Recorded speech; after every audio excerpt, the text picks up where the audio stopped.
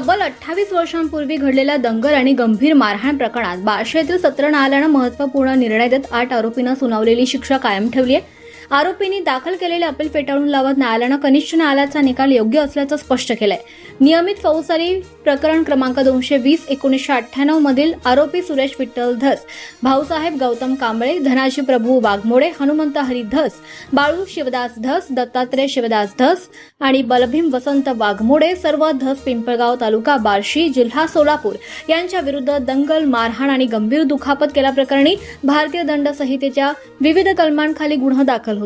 या प्रकरणाची सुनावणी पूर्ण झाल्यानंतर बार्शी येथील न्यायिक दंडाधिकारी प्रथम वर्ग न्यायालयानं दिनांक 19 डिसेंबर 2018 रोजी सर्व आरोपींना दोषी ठरवत शिक्षा सुनावली होती। मात्र या निकालाविरोधात आरोपींनी सत्र न्यायालयात फौजदारी अपील क्रमांक 59/2018 दाखल केले होते।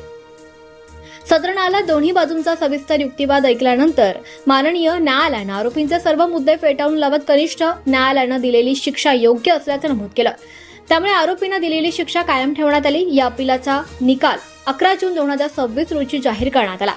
कायम ठेवलेली शिक्षा पुढील प्रमाणे: कलम 143 प्रमाणे प्रत्येकी 200 रुपये दंड, कलम 147 प्रमाणे 6 महिने सक्त मजुरी आणि 1000 दंड, कलम 148 2 महिने सक्त मजुरी आणि 1000 दंड, कलम 326 3 वर्ष सक्त मजुरी आणि 5000 दंड, मुंबई पोलीस कायदा कलम 135 6 महिने सक्त मजुरी आणि 500 रुपये दंड।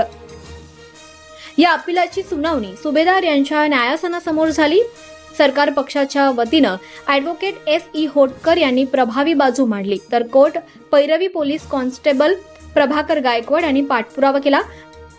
पांगरी पोलीस ठाण्याचे प्रभारी अधिकारी साईनाथ सुरवसई यांनी देखील या प्रकरणात मार्गदर्शन केलं।